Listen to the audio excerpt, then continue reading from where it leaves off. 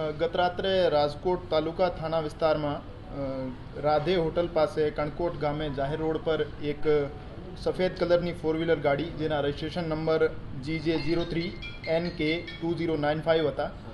એમના ચાલકે બેદરકારી અને ગફલતભરી રૂપે ગાડી ચલાવી ફરિયાદી જગદીશભાઈ બીજલભાઈ બથવાર જેમની ઉંમર 42 સાલ છે, એમના ફરિયાદીના માતા વિજયાબેન બીજલભાઈ બથવાર જેમની ઉંમર 60 વર્ષ હતી, એમને ટક્કર મારી અને એમનો 1.5 થી 2 કિલોમીટર સુધી અડફેટે લઈ ઢસડેલ હોવાનું ફરિયાદીએ જણાવેલ છે.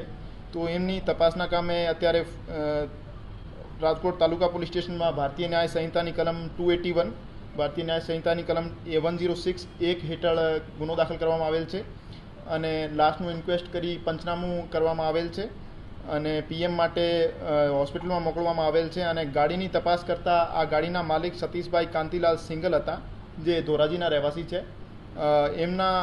એમનો મોબાઈલ ફોનથી સંપર્ક કરતાં એમને જણાવેલ કે એમની ગાડી એમના બનેવી જયેશભાઈ કિશોરભાઈ ડવેરાને ચલાવવા માટે આપી હતી.